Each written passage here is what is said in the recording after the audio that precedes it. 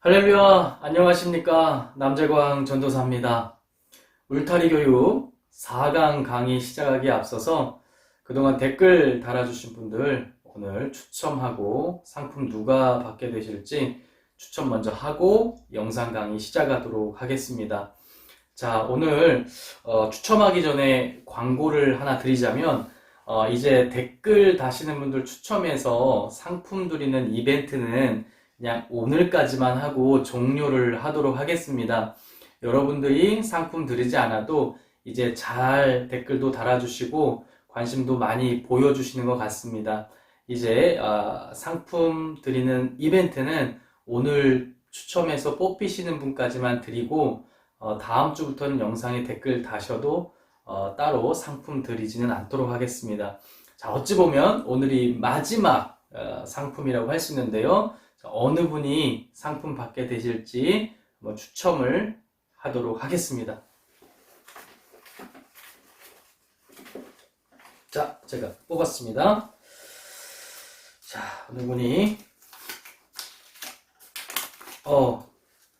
윤윤희 집사님께서 당첨되셨습니다.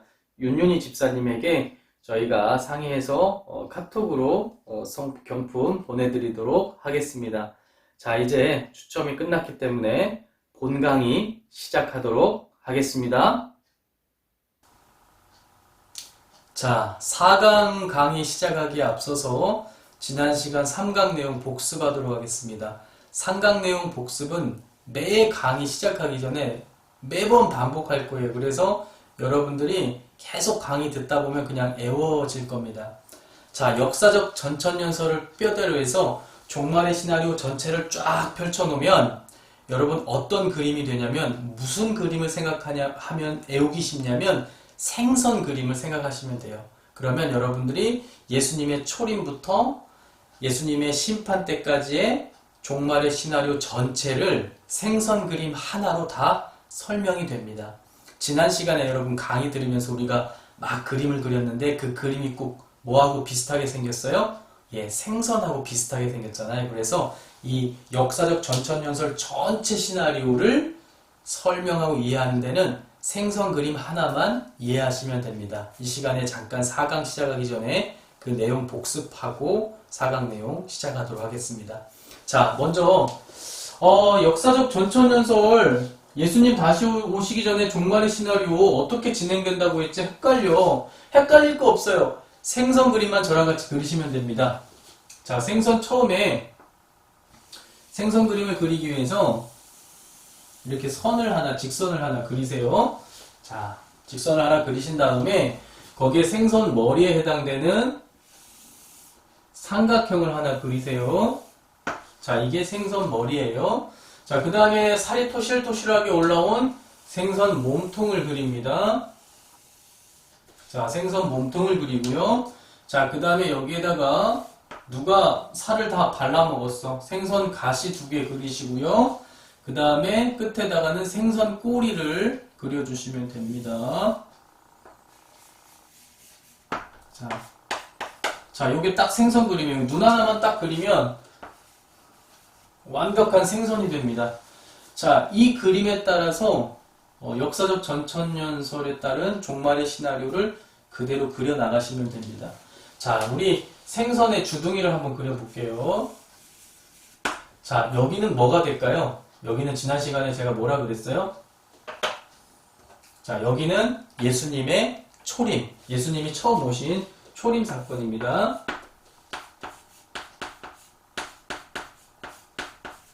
자, 예수님께서 이 땅에 오셔서 교회가 세워진 겁니다. 그래서 이 삼각형은 뭐에 해당되냐면 교회 시대입니다.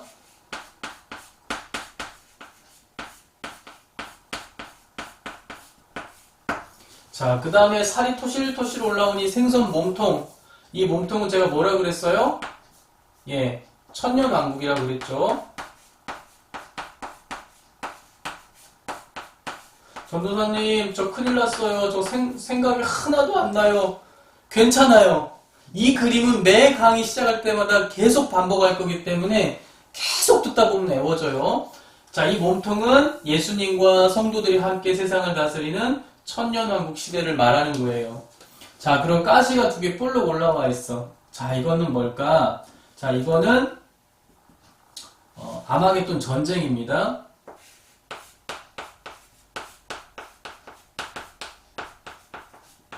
자, 아마겟돈 전쟁이 있고요. 자, 그 다음에 또 볼록 올라왔어. 이건 뭘까요? 예, 이거는 2차 부활이라고 하겠습니다.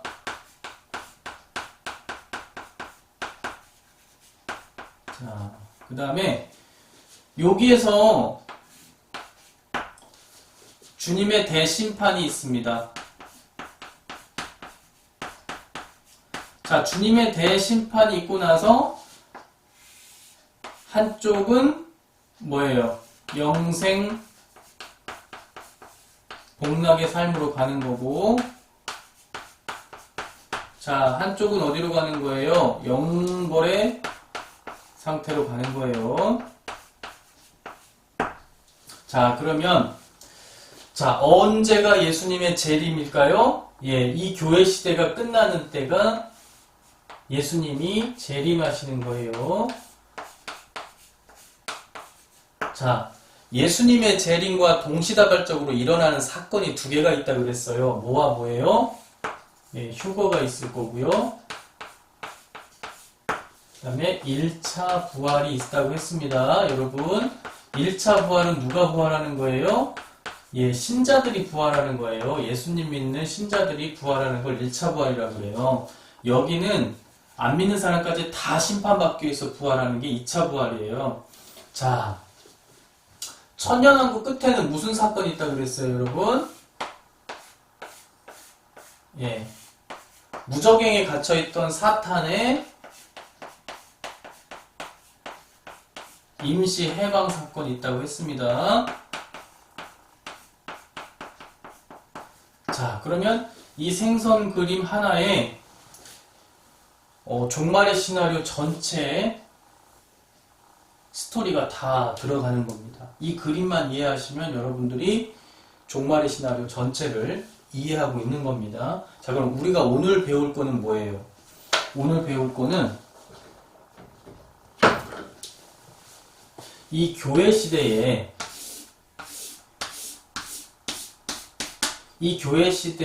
예수님 재림 전에 3대 징조가 있다 그랬어요. 그게 뭐냐면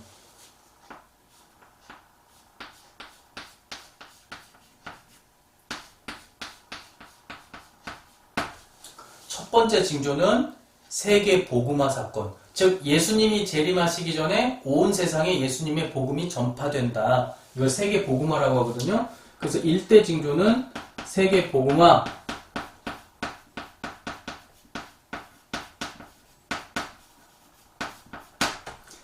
자, 2대 징조는 뭐라 그랬어요? 두 번째 징조는 교회 공동체 안에서는 예수님을 버리고 떠나는 배교가 일어나고, 교회 공동체 밖에서는 교회 다니는 사람들을 핍박하는 배교와 박해가 일어난다. 그래서 2대 징조는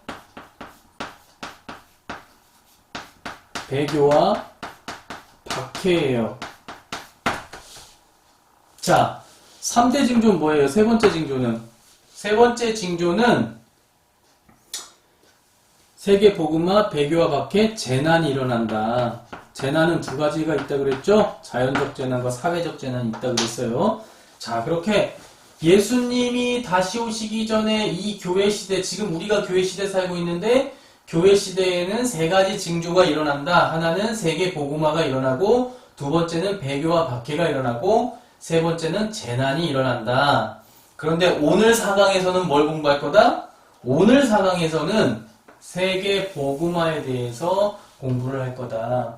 여러분이 3대 징조의 중요한 핵심 잊지 말아야 되는 내용이 있었어요. 그게 뭐냐면 3대 징조는 어떤 특정 시기에만 이렇게 발생하는 게 아니고 교회 시대 전체에 계속해서 발생을 한다. 그래서 어떤 특정 시기에만 발생하는 게 아니고 전 교회 시대에 걸쳐서 발생하기 때문에 여러분들한테 사람들이 와서 야, 지진 발생했잖아. 주님 곧 다시 올 거야. 야, 뭐 이렇게 적그리스도가 나타났잖아. 주님 곧 다시 올 거야. 이렇게 얘기하면 안 된다는 거예요. 이건 교회 시대 전체에 계속 발생을 하는데 주님이 다시 오시는 때에 가까워질수록 그 강도가 커진다는 겁니다. 처음에는 삼각형이 이렇게 작지만 주님 다시 오시는 때에 가까울수록 이 삼각형의 스펙트럼이 이렇게 커지잖아요. 그 강도가 강해진다는 거죠. 그래서 오늘 여러분들과 함께 공부할 것은 3대 징조 중에 하나인 세계 복음화 사건. 정말 예수님께서 다시 오시기 전에 세계가 복음화될 것인가? 성경의 곳곳에 세계가 복음화될 것을 성경에서 이미 말씀하고 계시다는 것입니다. 그래서 그 세계 복음화에 대해서 말씀하고 있는 성경 구절을 직접 찾아가면서 정말 그렇게 될 것인지를 공부해 보도록 하겠습니다. 4강의 핵심은 세계 복음화 사건입니다. 자, 그러면 계속해서 성경 속에 들어가서 직접적으로 성경을 찾아가면서 세계 복음화에 대한 하나님의 계획과 뜻을 한번 살펴보도록 하겠습니다. 자, 하나님께서 아브라함을 부르시는 장면이 창세기 12장에 나옵니다. 근데 아브라함 개인을 부르시는데 다음과 같은 약속을 해주세요. 한번 12장 1절과 2절 말씀을 한번 보도록 하겠습니다. 1절입니다. 여호와께서 아브라함에게 이르시되 너는 너의 고향과 친척과 아버지의 집을 떠나 내가 내게 보여줄 땅으로 가라 라고 하나님께서 명령을 하신 뒤에 다음과 같은 약속을 하세요. 2절입니다. 내가 너로 큰 민족을 이루고 내게 복을 주어 내 이름을 창대하게 하리니 너는 복이 될지라 라고 말씀하세요. 한 개인을 불러서 복을 준다고 하시면 통상적으로는 내 가문을 잘되게 해줄게, 너한테 복을 줄게, 네 가정이 잘되게 해줄게 이렇게 하는 게 보통 통상적인데 우리 하나님께서는 스케일이 남다르십니다. 자, 뭐라고 하셨어요? 내가 너로 큰 민족을 이루게 하겠다. 민족 단위를 얘기하고 계세요. 이 민족이 영어로 네이션, 그러니까 정말 어떤 한 문화권의 한 언어를 쓰는 그 거대한 민족을 이루게 해주시겠다라고 말씀하시면서 복을 약속해주고 계시다는 거예요. 의미심장한 부분입니다. 계속해서 3절 한번 볼게요. 너를 축복하는 자에게는 내가 복을 내리고 너를 저주하는 자에게는 내가 저주하리니 땅의 모든 족속이 너로 말미암아 복을 받을 것이다 라고 말씀하고 계십니다. 아브라함 개인을 부르는데 모든 족속이 복을 받게 될 것이다. 그래서 학자들이 아하, 아브라함에 대한 이 메시지는 결국에는 세계 모든 인류를 향한 메시지구나. 여기서 모든 족속은 인류 전체를 말하는 것이고 이 복은 뭘 말하는 걸까요? 예수님을 통한 구원의 이 복음이 모든 족속, 즉 모든 사람들에게 전해질 것을 주님께서 말씀하고 계시다는 거죠. 그러니까 구약의 아브라함을 부르시면서까지도 그 안에 세계 복음화에 대한 하나님의 뜻이 담겨 있다는 것입니다. 자, 계속해서 이거는 이제 신명기 말씀인데요. 제가 통독하다가 이걸 좀 이 느낌이 와서 이걸 좀 집어넣었는데 아브라함 이후에 굵직한 리더로 모세가 있는데요. 하나님께서 모세에게 정말 많은 말씀들을 주셨지 않습니까? 우리가 그것을 율법이라고 부르는데요. 그 많은 말씀들을 주시고 나서 정말 이제 거의 끝부분에 신명기 29장에는 이 이스라엘 백성들을 다 모이라고 합니다. 다 모이라고 해서 하나님께서 다음과 같은 말씀을 주세요. 신명기 29장 10절입니다. 오늘 너희 곧 너희 수령과 너희의 지파와 너희의 장로들과 너희의 지도자와 이스라엘 모든 남자와, 자 11절, 너희의 유아들과 너희의 아내와 및 내 진중에 있는 객과 너를 위하여 나무를 패는 자로부터 물깃는 자까지 다 너희의 하나님 여호와 앞에 서 있는 것은 내 하나님 여호와 언약에 참여하며. 자, 여러분, 하나님의 언약에 어떤 사람들을 참여시키냐면, 앞으로 돌아가 보면요, 당연히 이스라엘 백성들의 뭐 지도자나 뭐 남자들 이런 사람들 참여하는 거 당연히 그럴 수 있습니다. 근데 당시만 해도 이방인 하면 굉장히 구분했어요. 이스라엘 사람들과 이방인을 굉장히 구분했음에도 불구하고 우리 주님께서 뭐라고 얘기하냐면, 너희의 유아들과 네 아내와, 자 여기는 이제 사회적 약자들인데요. 이 사람들은 그렇다 치고 내 진중에 있는 객하면 여러분 어떤 사람들입니까? 이방인이죠. 이스라엘 사람들이 아니고 뭐 지나가는 사람들 혹은 뭐 그들과 함께 출애굽할 때 같이 딸려 나온 사람들, 심지어 나무를 패는 자로부터 물깃는 사람들까지, 이 사람들은 이제 노예들 아닙니까? 예, 이스라엘 백성들을 섬기던 뭐 돈을 받고 팔려왔든 뭐 전쟁에서 져서 노예가 됐든 그들 가운데 속에 섬기는 이런 노예들까지도 다 하나님 앞에 불러 모으게 한 뒤에 아까 무슨 약속을 주세요? 예, 자기 백성을 삼으실 약속을 주신다는 거예요. 즉 하나님의 백성으로 모든 사람들을 삼아 주시겠다는 겁니다. 그러니까 기독교는 이스라엘 백성들에게 국한된 종교가 아니고 하나님은 구원의 계획을 전 세계를 향하여, 인류 전체를 향하여 계획을 갖고 계시다는 거죠. 그래서 예수 그리스도께서 오시기 전에 3대 징조 중에 가장 분명하고도 명확한 징조가 세계 복음화가 이루어진다는 것입니다. 자, 시편에는요, 너무나 세계 복음화에 대한 말씀이 많이 나와 있기 때문에 거의 도배 수준인데요. 그 중에서 대표적인 것 몇 개 찾아와 봤습니다. 시편 67편입니다. 2절에 이렇게 말씀하고 계세요.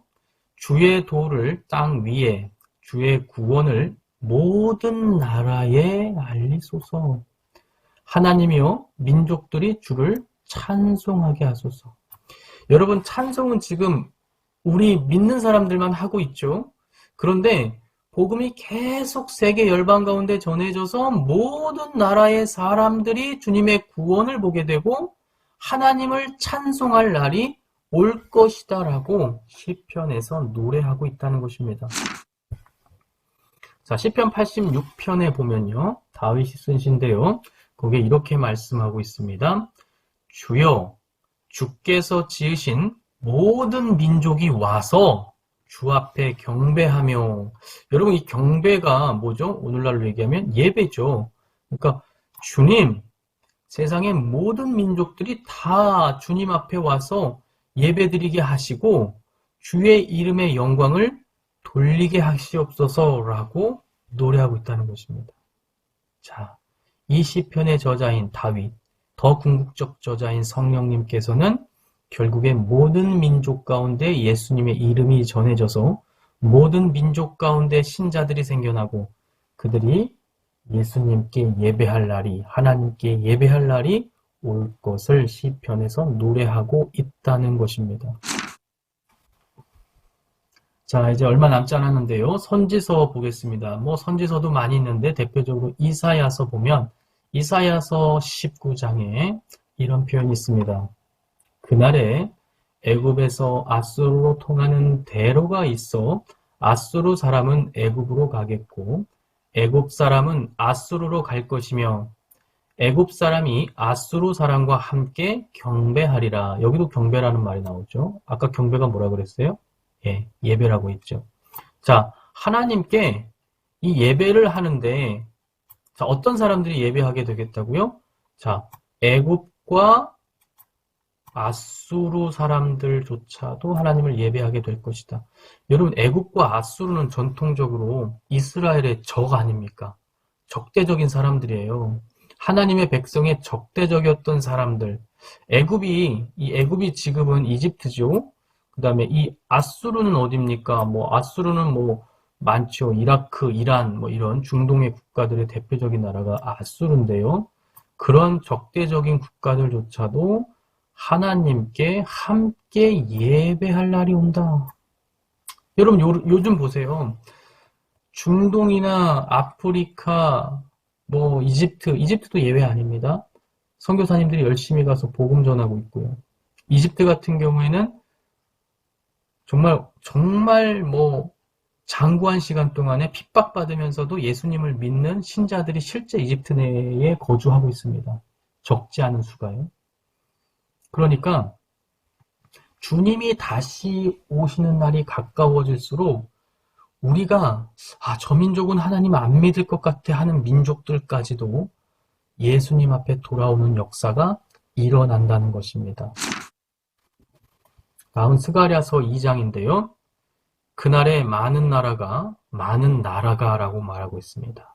그날에 많은 나라가 여호와께 속하여 예수님 믿고 구원받는다는 거죠. 많은 나라에서 예수님 믿고 구원받는 사람들이 생겨나고 하나님의 백성이 되고 또 하나님은 그들 가운데 머물러서 만군의 하나님이 진짜 하나님이심을 사람들이 알게 된다라고 스가랴서에 말씀하고 계십니다. 그러니까 세계 복음화의 한 표현들이죠. 자, 이제 신약으로 넘어와서 예수님의 말씀 가운데 속에서 세계 복음화에 대한 의지. 예수님은 돌려 얘기하지 않으시고 직접적으로 막 말씀하셨죠. 마태복음 24장 14절 가장 중요한 말씀인데요.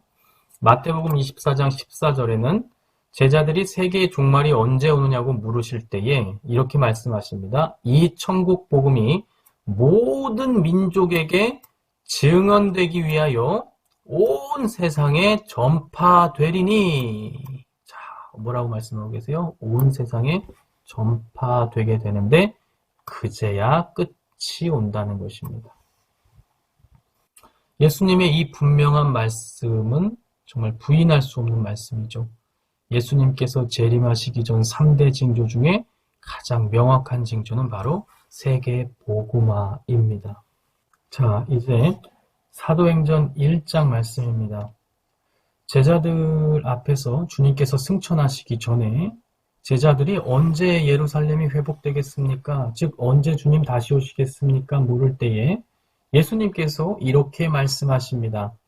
오직 성령이 너희에게 임하시면 너희가 권능을 받고 예루살렘과 온 유대와 사마리아와 땅 끝까지 이르러 내 증인이 되리라 하시니라.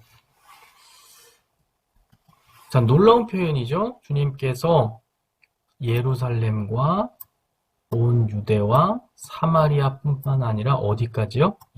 땅 끝까지 너희들이 나의 이름을 전하는 증인이 된다라고 말씀하십니다. 그래서 그렇게 땅 끝까지 전해졌을 때 주님께서 다시 오신다는 것이죠. 자, 그리고 이제 끝으로요. 예수님의 마지막 명령, 사람들이 지상 대명령이라고 말씀하시는데요. 이 세계 복음화에 대한 이 하나님의 계획이 너무나 중요하기 때문에 예수님께서도 승천하시면서 제자들에게 한 번 더 강조해서 말씀하고 계세요. 마태복음 28장인데요. 예수님께서 승천하시기 전 마지막 명령을 주고 가시는데 그 내용도 세계 복음화에 대한 내용입니다. 제가 읽어볼게요. 그러므로 너희는 가서 모든 민족을 제자로 삼아 아버지와 아들과 성령의 이름으로 세례를 베풀고 내가 너희에게 분부한 모든 것을 가르쳐 지키게 하라. 볼지어다 내가 세상 끝날까지 너희와 항상 함께 있으리라 하시니라. 자, 이 안에도 모든 민족에 대한 복음화에 대한 명령을 주님께서 말씀하시고 승천하셨다는 거예요. 마지막 승천하는 그 순간, 제자들과 이제 마지막으로 육신의 몸으로 만나서 대화할 수 있는 그 찰나의 순간에도 세계 복음화에 대한 명령을 내리고 주님께서 승천하셨다는 거죠. 그래서 재림전 징조 중에 가장 명확하고 중요한 게 바로 세계 복음화 사건입니다. 자, 그럼 우리는 순종하고 있을까요? 주님의 명령에? 제가 관심 있게 보는 세계 복음화 현황에 대해서 궁금할 때마다 흔히 찾아보는 것이 대한성서공회 자료입니다. 물론 수많은 선교 단체들에서 선교 현황을 보고하고 있는데요. 선교 단체들마다 기준이 제각각이어서 저 같은 경우는 성서공회에서 이제 발표하는 자료를 많이 봅니다. 여기에서 굉장히 따끈따끈한 자료입니다. 2020년 작년 자료인데요. 코로나로 모두가 힘들어하던 시기에도 수많은 사람들의 후원을 통해서 작년 한 해에만 66개의 언어가 추가로 번역이 돼서 성경이 번역이 돼서 전 세계에 공급이 됐다고 합니다. 자, 세계 언어가 총 7,359개인데요. 우리는 왜 이렇게 많아 이렇게 생각할 수 있지만 우리가 이제 흔히 아는 대표적인 민족들의 언어 말고 정말 전 세계 모든 민족들, 그 민족들이 쓰고 있는 언어가 7,359개 정도 되는데 거기에서 3,924개의 언어가 성경으로 번역이 돼서 보급이 됐다고 합니다. 그러니까 절반이 조금 넘는 숫자의 민족들이 예수님의 복음을 성경으로 확인할 수 있는 시대가 된 거죠. 자, 그래도 여전히 할 일이 많이 남아 있습니다. 약 3,000개 가까운 언어가 추가로 더 번역이 돼야 되고 아직도 우리에게는 할 일이 많이 남아 있는 것이죠. 전 세계 72억 인구들 중에 약 2억 5천만 명이 여전히 복음을 자신들의 언어로 듣고 있지 못한 상황이죠. 우리가 할 일이 아직도 이렇게 많이 남아 있습니다. 자, 감리교는 어떨까요? 자, 감리교도 주님의 이 명령에 순종하기 위해서 열심히 복음을 전하고 있는데요.